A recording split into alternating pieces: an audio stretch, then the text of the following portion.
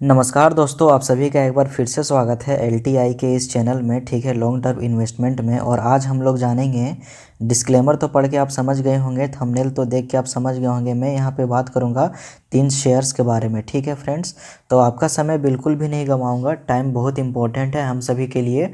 और 3 शेयर्स के बारे में यहाँ पे मैं कम्प्लीटली बात करना चाहूँगा। ठीक है, क्योंकि आप अगर देखोगे ना तो शॉर्ट टर्म में क्या है, शॉर्ट टर्म में आपको शेयर मार्केट से एक जरा सा भी बेनिफिट नहीं होने वाला है। ठीक है, लेकिन अगर आप लॉन्ग टर्म के लिए यहाँ पे टिकते हो ना, तो जो मैं 3 शेयर यहाँ पे आपको बताने वाला हूँ उसमें आपको ताबड़तोड़ और तगड़ा और मल्टी बैगर रिटर्न्स आपको यहाँ पे डेफिनेटली देखने को मिल सकता है। क्या पता कि कुछ टाइम के बाद आप करोड़पति भी बन जाओ। लेकिन हाँ, मेरा डिस्क्लेमर बिल्कुल भी साफ है। ठीक है, मैं यहाँ पे सिर्फ शेयर्स को लेके एनालिसिस करने वाला हूँ, मेरा पर्सनल एडवाइजरी और सलाह बिल्कुल भी नहीं है। ठीक है, कृपया अपने रिसर्च पे और अपने रिस्क पे ही इन्वेस्टमेंट करें। तो चलिए हम लोग वीडियो को स्टार्ट करते हैं। तो फ्रेंड्स, जो यहाँ पे पहली कंपनी है ना, पहली कंपनी है लोर्सन एंड टेक्नोलॉजीज टेक्नो सर्विसेज। ठीक है, एलएनटी की कंपनी है, आप लोग समझ रहे होंगे। ठीक है, क्योंकि अभी क्या है कि अभी 5,000 पे इसका शेयर प्राइस चल रहा है। लेकिन आप लोगों को क्या लग रहा होगा कि नहीं, एक काम करो 4,000 आने दो, 4,000 पे ले लूँगा। लेकिन एक काम करो 3,000 आने दो, 4,500 आने दो, उस पर ले लूँगा। ठीक है, लेकिन ऐसा इम्पॉसिबल नहीं है। जब तक बाज़ार में हलचल, जब तक दुनिया में कुछ ऐसी मतलब कि अनहोनी घटनाएं ये सब जब तक नहीं होगी ना फाइनेंशियल चीज़ों को लेके, तब तक स्टॉक्स में करेक्शन आने की संभावना बहुत कम है। ठीक है, अगर मैं यहाँ पे क्लियरली इस स्टॉक्स के बारे में बात करूँगा ना, तो आप लोग चौंक जाओगे। आप लोग देखो, मैं 5 साल का यहाँ पे आपको इस स्टॉक्स का रिटर्न दिखाता हूँ। ठीक है, करेक्शन कब आया था? करेक्शन आया था फ्रेंड 2022 में। ठीक है, जब रशिया और यूक्रेन का जो वॉर स्टार्ट हुआ था ना, उस टाइम पे इस स्टॉक्स में करेक्शन आया था और लगभग सारे के सारे स्टॉक्स में करेक्शन आया था। ठीक है, और करेक्शन आने के बाद में अगर आप देखोगे ना, तो 5 साल का जो रिटर्न है काफ़ी शानदार रिटर्न है, मतलब कि 263% का रिटर्न। आप समझ सकते हो ना, जिन लोगों ने करेक्शन के टाइम पे भी अगर इस स्टॉक्स को होल्ड करके रखा होगा ना, तो उन्होंने अच्छा खासा यहाँ पे प्रॉफिट अपना बुक किया होगा। ठीक है, अब अगर मैं एनालाइज करूँगा ना, कि आप एक काम करो ईयर टू डेट, मतलब कि यहाँ पे मैं ईयर टू डेट में क्लिक करता हूँ, जनवरी से लेके अभी मार्च तक, तो आप देख सकते हो कि कितना का प्रॉफिट हुआ है। मात्र यहाँ पे 198 रुपये की तेज़ी आई है, 3 रुपये 80 पैसे की 3.80% की यहाँ पे तेज़ी हम लोगों को देखने मिली। लेकिन यहाँ पे अगर मैं 6 मंथ में क्लिक करूँगा ना, तो 6 मंथ में 15% का रिटर्न बहुत ज़्यादा होता है फ्रेंड्स। ठीक है, ये ना आपको कोई एफडी देने वाला है, ध्यान से सुनना मेरी बातों को, ये ना आपको कोई एफडी देने वाला है, ना आपको किसी बैंक में इतने ना ब्याज में आपको इतना परसेंट का रिटर्न मिलने वाला है। लेकिन एक इक्विटी मार्केट, एक शेयर मार्केट ही ऐसा है जहाँ पे आपको इतना अच्छा खासा रिटर्न मिल जाएगा। ठीक है, और कंपनी भी बहुत ही अच्छी है। मैं यहाँ पे डीप एनालिसिस करने वाला हूँ। ठीक है, अगर आप मैक्सिमम रिटर्न देखोगे ना, तो मैक्सिमम रिटर्न में आप देख सकते हो कि कंपनी कब स्टार्ट हो, 2016 में यहाँ पे लिस्ट हुई थी 800 रुपये में, और अभी तक ये कंपनी 5,408 रुपये के ऊपर में ट्रेड कर रही है। ठीक है, आने वाला टाइम में हो सकेगा तो कंपनी का रेवेन्यू और भी बढ़ेगा। और आप अगर देखोगे ना, तो जितनी भी टेक कंपनियाँ हैं, सिर्फ एक यही कंपनी नहीं है, कंसोलिडेशन हुआ है। ठीक है फ्रेंड्स, कंसोलिडेशन में कोई डाउट नहीं है। अगर आप पिछले 1 ईयर का रिटर्न देखोगे तो 55% काफ़ी अच्छा रिटर्न है। लेकिन 5 साल के बीच में आप देखोगे ना, यहाँ से जो ग्राफ देखोगे ना, ये आपको समझ में आ जाएगा। क्योंकि इस मंथ में क्या हुआ था 2022 में, आप सभी को पता है रशिया यूक्रेन वॉर के चलती इस शेयर में थोड़ी मोड़ी करेक्शन आई थी। लेकिन हाँ, ये फिर भी मेरा रिकमेंडेशन नहीं है। आपको जो इन्वेस्टिंग है वो सोच समझ के ही करनी है। लेकिन कंपनी बहुत ही बढ़िया है, क्योंकि जिस तरह से एलएनटी का मुझे चार्ट और ग्राफ लगता है ना, और कंपनी में जिस तरीके से मतलब कि हाँ, एक समझ में भी आता है कि हाँ सच में, मतलब कि देखने से भी लगता है कि हाँ सच में कंपनी है। और जो भी मतलब कि फाइनेंशियल का अगर आप देखोगे ना, तो मैं यहाँ पे फाइनेंशियल में आपको दिखाता हूँ। ठीक है, अच्छे से देखना आप। रेवेन्यू कितना है इस कंपनी का? रेवेन्यू 8,013 करोड़ का इस कंपनी का रेवेन्यू है। नंबर ऑफ एम्प्लॉयज़ 2023 का मैं बात कर रहा हूँ, 19,773 एम्प्लॉय है। और सीईओ है अमित चड्ढा। ठीक है, आप देख सकते हो कि सीईओ, और 2012 की कंपनी है, और हेडक्वार्टर जो है इसका वडोदरा में है। आप समझ सकते हो, मतलब सब्सिडायरी भी जो है इस कंपनी की काफ़ी अच्छी खासी है। अगर मैं यहाँ पे बात करूँगा ना, आप लोग यहाँ पे क्वार्टरली फाइनेंशियल में देखोगे ना, तो जून 2023 में आप देख सकते हो नेट प्रॉफिट मार्जिन 13.88% था, और मार्च 2023 में अगर आप देखोगे तो नेट प्रॉफिट मार्जिन घाटे में था, मतलब कि 6.34% का घाटा था। और जून 2023 में क्या हुआ, वो प्रॉफिट में बन के 13.88% यहाँ पे हम लोगों को देखने को मिला। ठीक है, ओवरऑल कॉस्ट ऑफ रेवेन्यू अगर आप इसका देखोगे ना तो 6.6% का शानदार हम लोगों को कॉस्ट ऑफ रेवेन्यू देखने को मिला है। और दिसंबर 2023 में आप बिलीव नहीं करोगे, अर्निंग पर शेयर जो होता है ना, कि मतलब कि 1 रुपये के शेयर में 0.67 पैसे जो है वहाँ पे बीट करके देखने को मिला है। थोड़ा मोड़ा करेक्शन आता है, वो स्वाभाविक सा बात है। ठीक है, ओवरऑल कंपनी बहुत ही अच्छी है।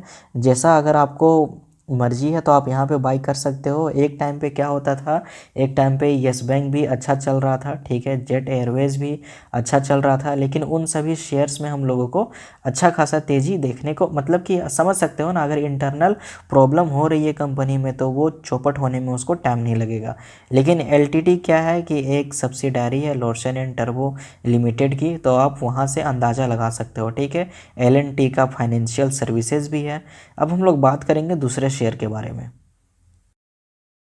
तो फ्रेंड्स यहाँ पे अगर आप देखोगे ना तो दूसरी कंपनी में अगर किसी के साथ जाना चाहूँगा तो वो है जियो फाइनेंशियल सर्विसेज। ठीक है, अब आप पूछोगे कि सर जियो फाइनेंशियल सर्विसेज क्यों, तो जियो फाइनेंशियल सर्विसेज इसलिए क्योंकि यहाँ पे आपको समझना पड़ेगा 2000, आप समझो यहाँ पे 2010 से लेके 2020 तक किसका किसका टाइम था बजाज फाइनेंस का। ठीक है, वो बजाज फाइनेंस का इसलिए टाइम था क्योंकि अगर आप यहाँ पे समझोगे ना तो बजाज फाइनेंस का शेयर प्राइस अभी ऑल टाइम हाई पे है, 7-8 हज़ार रुपये पे है। और जो होते हैं ना कि रिटेल इन्वेस्टर, वो उसे अफोर्ड नहीं कर सकते। मैं ये नहीं कह रहा हूँ कि कंपनी ख़राब है, लेकिन क्या था उस टाइम में कंपटीशन नहीं था फाइनेंशियल सेक्टर में इतना।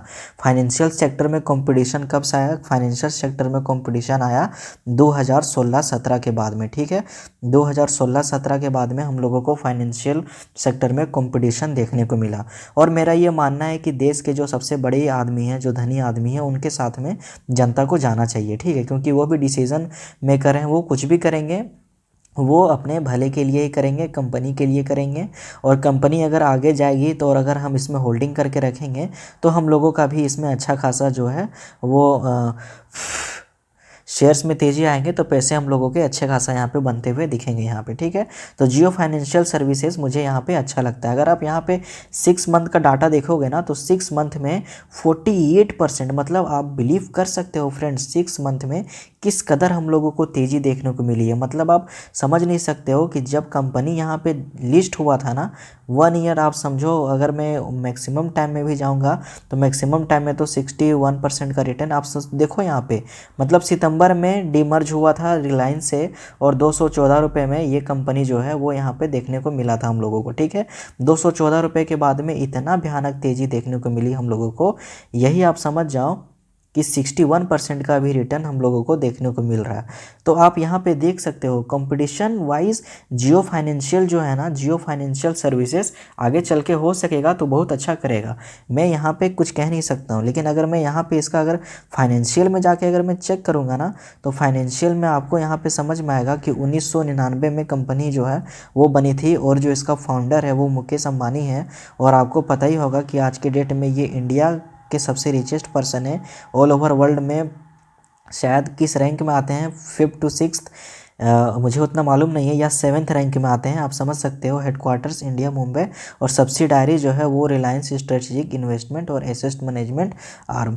तो आप यहाँ पे अगर आप देखोगे ना तो इसके मैं क्वार्टरली फाइनेंशियल की अगर मैं बात करूँगा ना तो अभी कुछ डिटेल्स यहाँ पे साझा नहीं हुआ है। ठीक है, वो डिटेल्स अर्निंग हम लोगों को बहुत जल्द देखने को मिल जाएगी। तो यहाँ तक सभी लोगों को समझ में आ गया होगा, किसी को कोई डाउट नहीं होगा। थोड़ा सा भी शेयर को लेकर अगर आपको कोई भी दिक्कत, कोई भी प्रॉब्लम है ना तो वह आप तुरंत मुझसे पूछा करो। ठीक है, 6 महीने में आप देख सकते हो फ्रेंड्स 48% का रिटर्न। चलो मैं 1 मंथ में देखता हूँ, 1 मंथ में 27% का रिटर्न। मतलब आप समझ सकते हो कि किस कदर हम लोगों को यहाँ पे पैसे बनते हुए दिख रहे हैं। ठीक है, अब जो अगली कंपनी है ना फ्रेंड्स, अगली कंपनी क्या है, अगली कंपनी हम सबकी फेवरेट कंपनी है। ठीक है, मतलब कि जिन लोगों ने इसे मिस कर दिया होगा ना, आप लोग अच्छे से बोलना। ठीक है, अगली कंपनी है टाटा पावर शेयर। आप देख लो यहाँ पे अच्छे से टाटा पावर शेयर के बारे में। ठीक है, मैं मानता हूँ कि हाँ गिरावट देखने को मिली है, लेकिन सबसे बड़ी चीज़, ये स्टॉक्स 200 रुपये में किस किस को नज़र आया था? सच सच बताना मुझे। ये जो स्टॉक्स है 200 रुपये में किस किस को यहाँ पे देखने को मिला था? ओके फ्रेंड्स, क्योंकि पछताने से आपको कुछ नहीं होने वाला है, ठीक है। 200 रुपये में किस किस को देखने को मिला था वो मुझे यहाँ पे आप लोग क्लियरली बताओ। मैक्सिमम अगर आप देखने के जाओगे ना तो 3630% का रिटर्न, लेकिन मैं मैक्सिमम पे नहीं जाऊँगा, मैं यहाँ पे 1 ईयर पे क्लिक करूँगा, ठीक है। और 1 ईयर पे आपको दिखेगा, आप बिलीव नहीं करोगे फ्रेंड्स, ये जो शेयर है ना 200 रुपये में सब लोगों को नज़र आया था, ठीक है। 2023 तक ये शेयर कंसोलिडेशन में था और 2023 में इस कदर तेज़ी हम लोगों को देखने को मिला है कि ग्राफ आप यहाँ पे देख सकते हो, ठीक है। और अगर मैं यहाँ पे इसका ज़्यादा अगर मैं टाइम नहीं लूँगा तो मैं 5 साल का अगर मैं रिटर्न देखूँगा तो 5 साल में शेयर ने 424% का रिटर्न हम सभी को दिया है। मतलब आप बिलीव करोगे फ्रेंड्स, मतलब एक शेयर टाटा पावर का 50-60 रुपये से आज 380 रुपये में है। आने वाले टाइम में इस शेयर में डेफिनेटली पोटेंशियल है। जिस तरह आप सभी लोगों ने टाटा मोटर्स में अपना माथा पीटा ना, उसी तरह मैंने भी डेफिनेटली कभी कभी मिस करता हूँ, ठीक है। टाटा मोटर्स जो है कभी कभी मिस करता हूँ मैं। मेरा 600 का बाइंग था, 700 का बाइंग था, 400 का बाइंग था, लेकिन मैंने 600-700 पे बेच दिया, ठीक है, क्योंकि मुझे प्रॉफिट बुक करना था। लेकिन जब मैं अभी देखता हूँ ना तो अभी वो शेयर लगभग 800-900 के रुपए, 900-950 के बीच में ट्रेड कर रहा है। लेकिन एंट्री जो है वो मेरा अब ख़त्म हो चुका है, अब मैं उस शेयर में एंट्री नहीं मार सकता हूँ। लेकिन यहीं पर आपको देखने की ज़रूरत है, टाटा पावर जो कंपनी है, कितना हम लोगों को लग रहा था कि 1 साल से ये शेयर ने बहुत ही नेगेटिव रिटर्न दिए हैं।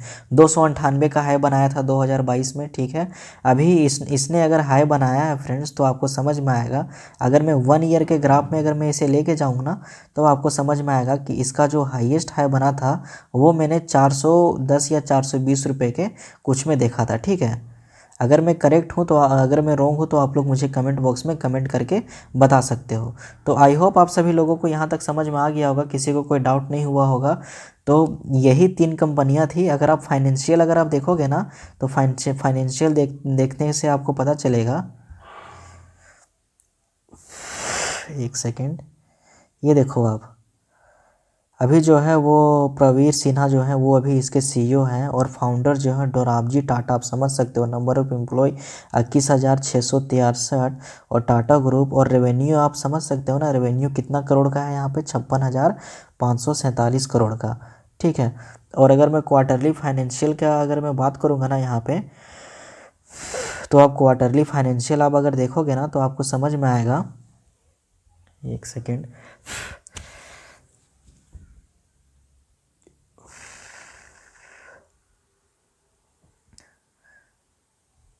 अर्निंग पर शेयर को इसने दिसंबर 2023 में 8% बीट किया है, आप समझ सकते हो। जून 2023 को 10% इसने बीट किया, ठीक है।